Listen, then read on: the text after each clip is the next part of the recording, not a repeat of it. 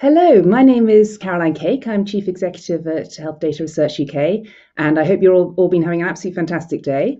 I'm absolutely delighted to be hosting the Fireside Talk with Steve Kern. So I'm going to introduce Steve first of all, and who's joining me by my fireside in this lovely June day. So welcome, Steve. Lovely to see you. A little bit earlier in the day for you. You're over in the west coast of the States at the moment. So thank you so much for joining us and getting up, not too early, but early enough for our call today. So Steve is Deputy Director, Quantitative Sciences at the Bill and Melinda Gates Foundation. And prior to joining the foundation, Steve was the Global Head of Pharmacology Modelling at Novartis. And as also prior to that was an Associate Professor at University of Utah. And Steve has also got a background in mechanical engineering and bioengineering and published papers in areas of pharmacokinetic and pharmacodynamic modeling, and where he's applied principles of control systems engineering. And I'm particularly interested in that as a control systems engineer myself, and applied it to drug delivery and clinical pharmacology. So I'm going to be looking forward to having conversations with you, Steve, about perhaps touching on some of those areas as well. Very warm welcome, Steve. And I just want to check, first of all, what temperature is it over there with you? Are you needing the fireside at the moment? Actually, today in Seattle, it's a little bit cool. It's probably about 12, 13 degrees centigrade. So, but it's going to get up. It'll be up around 30 by the weekend. So lovely. Well, the fire will get you warmed up till then from today. And I do have my coffee this morning. So. Well done. Very good. So I wanted to kind of start off our conversation really just with just kind of getting a sense, first of all, what you've been engaged in through the pandemic, I guess ever since the beginning of last year, really. It'd be good to kind of get a sense of the things you've been involved in doing. Yeah, thanks, Caroline. So the team that I lead at the Gates Foundation is responsible for working across all of our different therapeutic areas to help in the investments that we make in new drug development and also in clinical trials that test out these new interventions. And so certainly with COVID, there was a big opportunity to try to see if any existing therapeutics that were out in the marketplace, out in the world, could be repurposed and used in some way to mitigate the progression of disease. So we spent a lot of time working in partnership with what was called the Therapeutic Accelerator. It's a partnership of funders that includes Wellcome, FDCO, MasterCard, Minderoo Foundation from Australia, the Gates Foundation, and Chan Zuckerberg to try to actually pull our funding and work collectively to develop and look for opportunities for new therapeutics that could be used effectively in COVID. And as you know, the results have shown over the course of the year, there's not been many new therapeutic or repurposed therapeutics that have actually been able to have a big effect. Probably the most informative trial to give us insight on that has been the recovery trial that Martin Landry and Peter Horby have led in the UK, which has been tremendous. A number of other trials also, the WHO's efforts to consolidate information and try to look at interventions in a large enough population to get a strong signal. Those have been the things that we've been putting a lot of our energy in.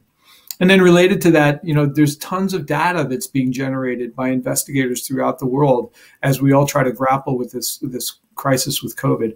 I've said to people that this is my third pandemic since I've been at the Gates Foundation that I've worked on in terms of response, Ebola being the first one, and then Zika the second, and now COVID. And uniquely, I think because COVID is touching all corners of the world, there's opportunity for people to contribute insight and knowledge from every place in the world. And so how do we synthesize that information in some way that can be useful and informative to others within the organization? Really interesting. You touched on lots of different issues in that, and just kind of picking up on one aspect in terms of which also links back to your background in terms of, you mentioned in those partnerships, industry, academia, obviously you guys from the charity setting, how important, and you've worked in all of those settings before. Just be interesting to get your reflections on how important it's been for those sectors to work together, and are there distinct roles and things that each is bringing to this? Yeah, it's a great question, Caroline. It's incredibly important for the three areas that you just mentioned. Private industry, philanthropy and academic science to work in collaboration, because they bring different strengths and different experiences together.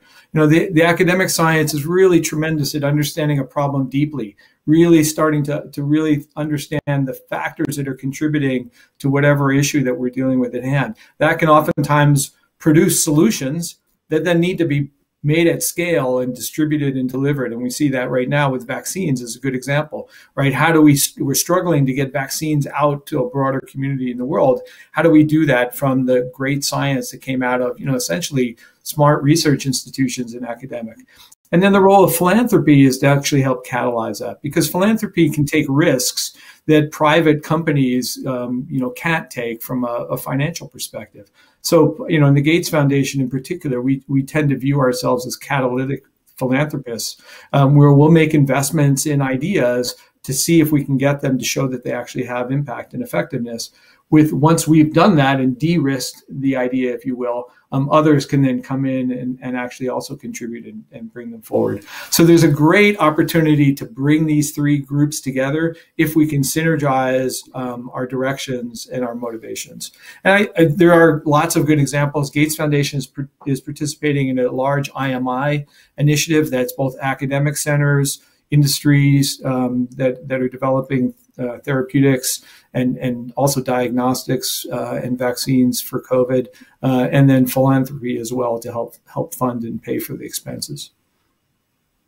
Really interesting. And what kind of conditions are actually kind of help make that happen? Are there things that make that people come together more in those different areas, or are there things that are kind of getting in the way with that? Yeah, it's really interesting because one of the things that I'm seeing is that because this is a global pandemic, there is a really strong desire for people to work collaboratively. I mean, you've seen this upspringing, if you will, of energy and intensity around problems within COVID that have ranged from everything from open source development and identification of new drugs and new targets to people 3D printing components for ventilators that they can build in their own garages, right? So that energy is phenomenal, and it's just a great resource to be able to have. The challenge now is putting it and channeling it into a direction that can actually be impactful in the places where we need it to be impactful. So I think the thing that's worked really well has been the enthusiasm and, I'll say it, esprit de corps of people to work together. What's oftentimes gotten in the way is that we haven't really worked through the plans of how do we interact most effectively and collaborate, right? And so the willingness is there. We need to continue to work on the structure of how we do that more effectively. And, it's something that you just have to continue to work on and build and then practice. I think if you say, okay, that's something we can plan for and put on the shelf and pull it off the shelf when we need it, it doesn't work very well. So I'm hoping one of the things that comes out of COVID is that we find a new way that we should collaborate in our everyday life. And then if we have an issue of a pandemic that we need to respond to collectively, we can accelerate what we're doing instead of doing something anew. Yeah, really interesting. So yes, building those relationships so that we're ready for that. And so if I wonder if we can change a bit I mentioned in the introduction that both of us control systems engineers as backgrounds. Just really interested to hear your thoughts and in terms of the applications of that sort of thinking in this environment, and particularly in terms of from a data insights, both in a pandemic, but just more broadly. Yeah, I mean, one of the things that's been interesting when I look back on my career, I've done a number of things that you mentioned. And, I'd like to tell people, in retrospect, it always looks like it was well planned out. I can tell you that prospectively, it was a bit of a random walk. But essentially, as I came out of my undergraduate training in engineering, I was fortunate that I got to work in one of the programs that was developing an electric artificial heart. And so, basically we had to control a motor, and the motor had to pump, and it had to speed up and slow down depending on demand from the human that was wearing that heart. Or in this case, it was calves that we were doing as testing. And so, that taught me a lot about the interface of biology with systems, and to think about things from a systems approach. So I ended up working in the medical device world, making delivery pumps for medications, and it really struck me that it was really no different in terms of the outcomes that we're trying to achieve with a therapeutic. When we take a medicine, if we take it once a day, we're hoping that it actually is maintaining a stable level in the body that is going to be effective for whatever condition we're taking that medication for. That's no different than setting the thermostat in our room. So how do I do that? How do we do that most optimally so that we can hit that target?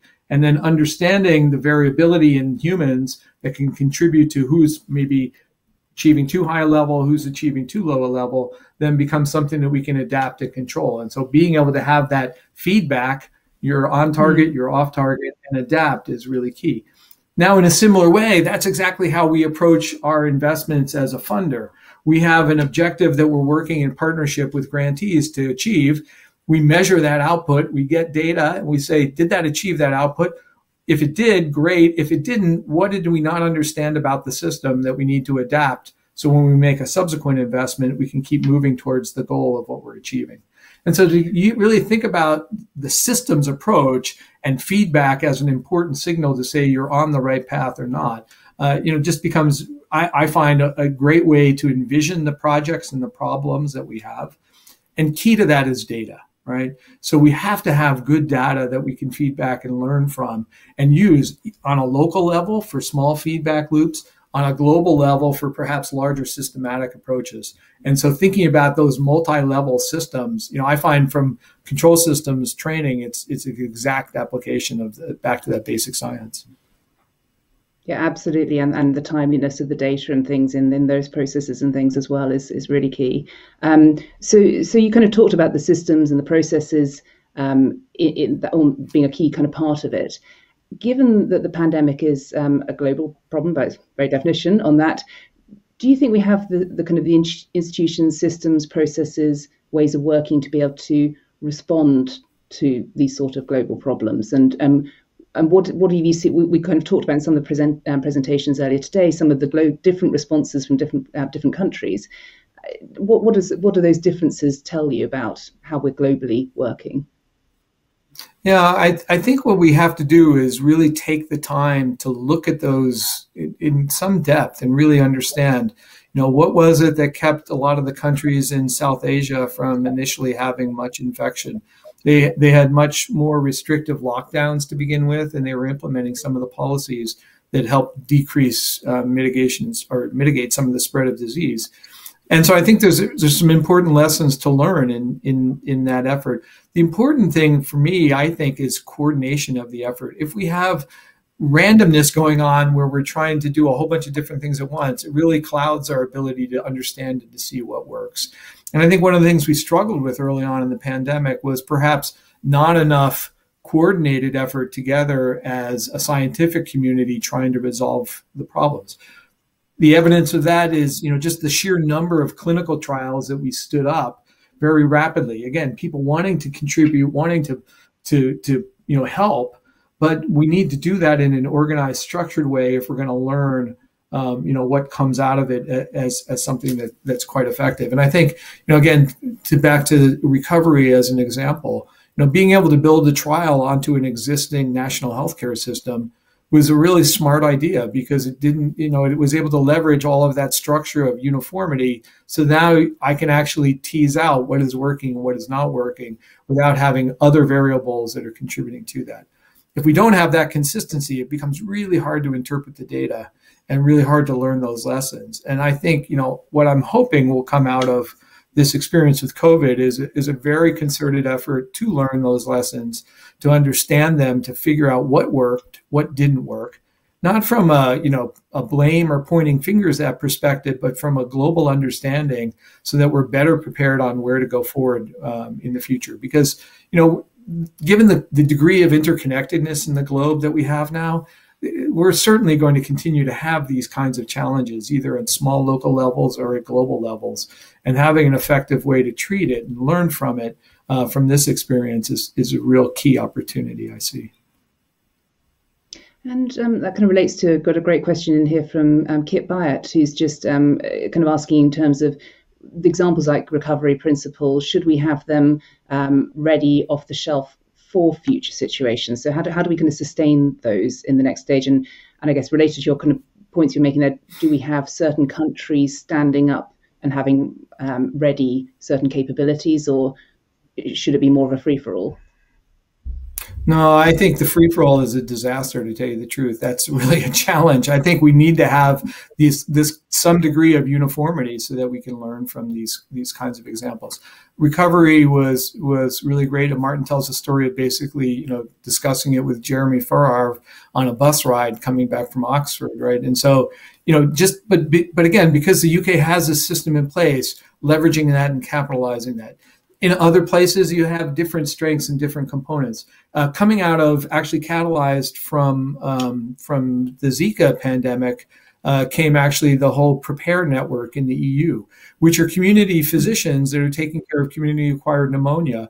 And one of the things that they did is they started to drill for the preparedness of these kinds of efforts. So then when when this outcome happened, they were able to actually mobilize as a group. And their clinical study is the REMAP CAP study. And so, there are some examples that people have learned, but I don't think we've done it on a large enough level to be able to actually be effective. And so, we need to learn those lessons about what did work, start to set up those components, and then not wait, but actually start to use them, right? Because we have global problems that we deal with, that we can define and say, maybe they're less acute so that the time that we have to respond to them is a little bit longer. Right. But still, it's an opportunity to exercise the institutions and the structures, because that's what I'm finding is the biggest challenge, is that because we haven't planned for the structure of how we work together, we're really bumping into each other in the dark in some ways, not out of lack of desire to collaborate, but just not having all the processes in place to be able to do that effectively. So if you then look at, I guess, kind of take it back to the Gates Foundation, what do you, given all that, what do you see actually as the really distinctive role that the Gates Foundation should be doing in the preparation for the next pandemic? Yeah, I mean, I think we learned lessons. We certainly learned a lot of lessons from Ebola, which, if you look at historically what happened following Ebola was the creation of CEPI. So CEPI is a great example of, again, groups, governments, funders, organizations coming together to work on vaccine solutions for diseases and being ready to be prepared. That certainly contributed to a large number of the successful candidates that we have that have been developed for vaccines. And while, right now we're really struggling with the idea of how do we get these out most effectively to the world, it's pretty amazing when you think about the time that we went from start to actually giving a first injection in a vaccine. It was unprecedented, really. So I look at that and say that was one element that was clearly a success. Not all of it's working effectively. And so we have to continue to learn, be honest about what's working and what's not working, and say, what are the CEPI-like structures now that are missing that we need to put in place for subsequent pandemics that come forward? And if we then just kind of thinking about actually kind of setting out the things we must do, looking ahead, what do you think we must not do? Are there things you think, can we looked at this, make sure we don't do that again, or just it's absolutely clear we must not do this as we look ahead? Yeah, I think we have to curb our enthusiasm a little bit in wanting to contribute to putting out the fires and solving the problems, right? And to be essentially all of us a little bit more humble about, okay, let's look to our left, look to our right, see what our neighbors are doing, and understand how we can maybe work in concert. I think that coordination and the concerted effort is really going to be key, even though it might mean we have to put some of our own desires and ideas aside secondarily. If we say, look, we have to do this in an organized way, I think that's going to be key. A good example, right? We talked to investigators at academic institutions where there were, dozens of COVID studies that were set up by individual investigators. They ultimately end up competing against each other for patients. And then everyone has an under-enrolled study. Is that really a good way to operate? I think if we can get more organized on the institution level, on the regional level, on the global level, then that data gets to add up in a way that actually can be informative much faster than if we continue to work as independent agents that are trying to answer these questions. And that then really plays to my kind of next question, which is that relies on quite an important component of leadership in there. How do you see, what does that mean in this setting? And where do you think that's going to come from? Yeah, I mean, I think there's a great opportunity from COVID that to identify the leadership throughout the globe, right? Not from all corners of the world, and to help, essentially facilitate that leadership so that we can understand from every region what it is that they need to be able to effectively, essentially challenge or deal with these kinds of challenges. We can't just take the leadership and say, oh, it's going to come from the Northern Hemisphere or from Europe or from North America, and that should, essentially, or China, and that should dictate what happens throughout the world, right? I think we have to be able to look as a concerted effort, much like we do in global collaborative efforts where we've had some impact, and say, what have we learned from our corner, from our perspective, from our populations? How does that compare to what you've learned? And then how do we mix them together in a way that can be an effective strategy? I think, we certainly have the global bodies through the United Nations, through the World Health Organization, through a lot of the collaborative regional agencies to be able to build this kind of cooperation. And now we need to leverage that so we can learn from each other and really learn from each other so that there can actually be an opportunity to improve globally from that leadership. That has to come locally and then expand up and build from there. It's not going to come from one particular place or one particular organization, but really has to self-organize and arise up from local areas and unify together. And what sorts of unifying characteristics or values do you think if we're kind of those people who are listening in who may be starting their careers off in this space, what sorts of things and want to become a leader in this space? What sorts of things do you think they need to be building or expressing to be really effective in this environment? Yeah. I mean, my personal opinion is that this is the place where, what's been called servant leadership really comes into play. I think one of the challenges you run into is when individual egos or organizational egos get in the way of being able to actually be massively or maximally effective in leadership. If I say that I'll put my ego aside and work in partnership, because that's really what effective leadership is counting on, then those are the kinds of characteristics I think that are going to help us solve these problems more globally. That's where I've found a lot of my tremendous collaborations in this space have been with people who say it's about us working together. It's not about me driving and leading the agenda or defining it. It's really us collectively learning and understanding how do we help each other. And that can be challenging at times, particularly in an emergency situation when tensions are quite high and people feel like they're responsible for delivering answers and solutions. So balancing that desire to push ahead and try to do something heroic at the same time as having the right humility to say, how do we do this effectively? How do we do this together collaboratively? I think is going to be the key characteristics. And have you seen some great expressions of that in the pandemic? Are there other examples where you can think actually that was great leadership? Yeah, I mean, I definitely think there's been some good examples. Well, again, I think the ability of in the UK to stand up recovery has been a great example. I think in some of the smaller countries that were able to very quickly mobilize and inform their population about the risks and then work in a concerted way to keep their infection rates down.